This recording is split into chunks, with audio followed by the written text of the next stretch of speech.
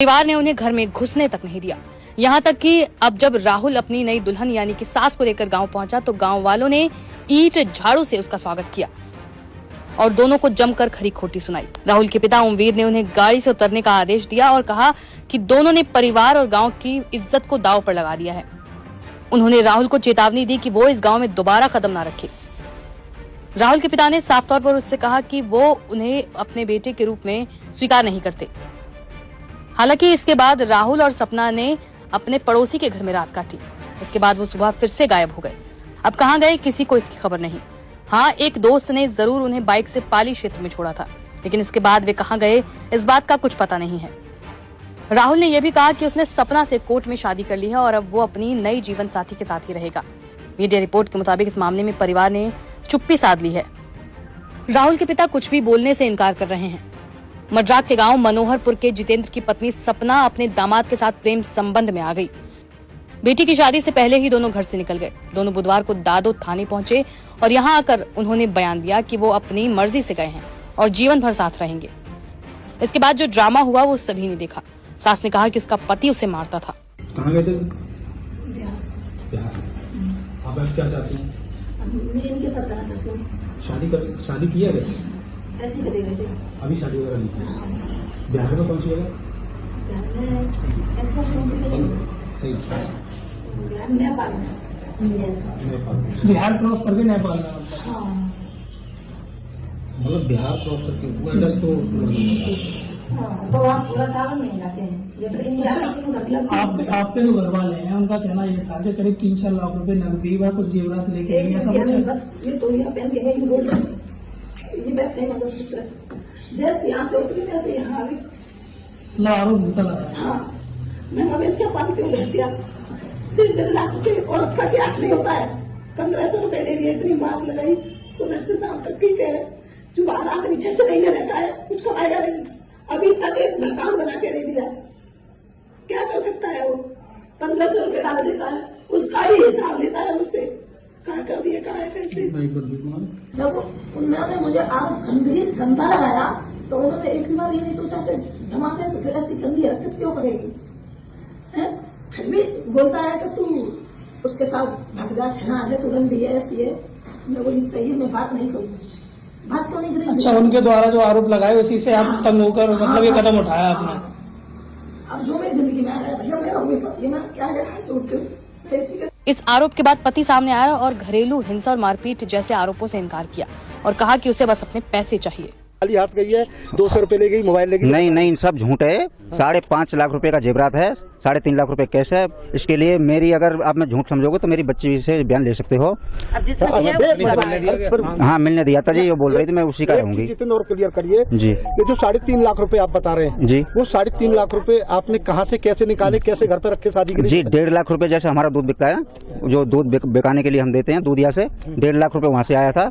50,000 एक मेरे भाई से बेंगलोर से आया है, 50,000 एक आदमी से गांव में रहता उसके पास से आया है, 20,000 एक के पास से आया, कुछ मैं भी वहाँ जो बेंगलोर से आया था मेरे पास भी इकट्ठा हुआ था। ये पूरा टोटल मिला के 3.5 लाख रुपए कैश था।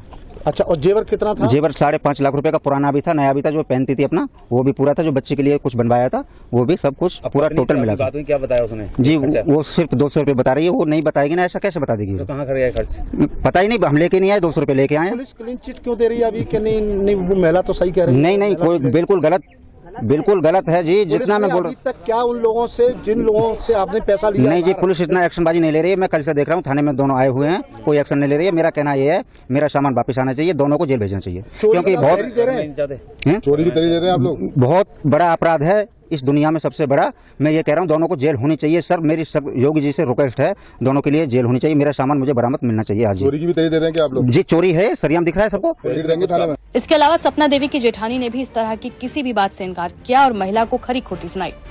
दरअसल सपना देवी की जेठानी ने उस पर आरोप लगाया है कि वो और उसका प्रेमी दामाद यानी कि राहुल जितेंद्र को मारने का प्लान बना रहे थे। जेठानी का कहना है कि देवरानी सपना देवी अपने होने वाले दामाद के साथ मिलकर उसके देवर को मथुरा ले जाकर हत्या करने वाली थी। उसने इसकी प्लानिंग भी कर ली थी। वो देवर को मथुरा ले जाने वाली थी, लेकिन मथुरा जाने के लिए ऐन वक्त पर जितेंद्र ने मना कर दिया। जेठानी ने बताया कि सपना देवी की शादी को 20 साल हो चुके हैं। वो अब कह रही है कि उसे जीतू मारा करता था, तो क्या वो अब तक चुप बैठती? ये सब तभी से शुरू हुआ जब से राहुल उसकी जिंदगी में आया। पिछले 6 महीने से ही उसे अपना पति पसंद नहीं था। उससे पहले कभी कोई तकलीफ नहीं थी। हम भी यहीं रहते हैं, सब जानते हैं। राहुल ने उसे कुछ खिलाया है जिससे वो बस उसी का गुणगान कर रही है। ये भी भूल गई कि उसका अपना खुद का एक परिवार है।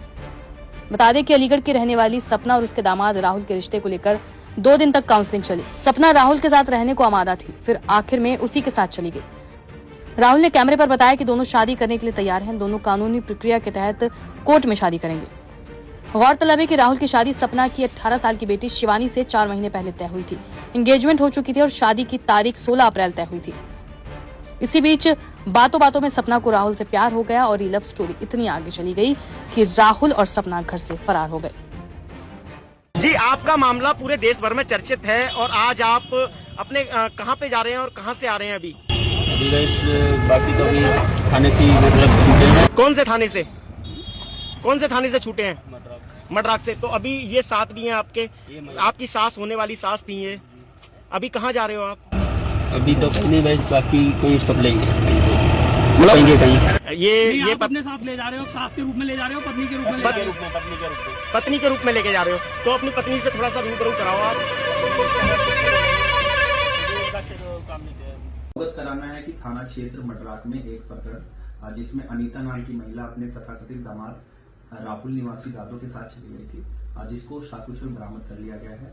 बरामदगी के बाद महिला का मेडिकल कराया गया। पारिवारिक मामला होने के कारण महिला परामर्श केंद्र में काउंसलिंग की प्रक्रिया के माध्यम से मीडिएशन कराया गया। सभी कानूनी प्रक्रियाओं का पालन करते हुए महिला को राहुल पुत्र होरीलाल को समस्त गवाहों की उपस्थिति में सुपुर्द कर दिया गया है। मौके पर शांति व्यवस्था कायम। क्या कहना है आपका? सामने आप मीडिया बनाने लिए क्या कहना है आपका? आपका मोबाइल फोड़ दूंगी मैं।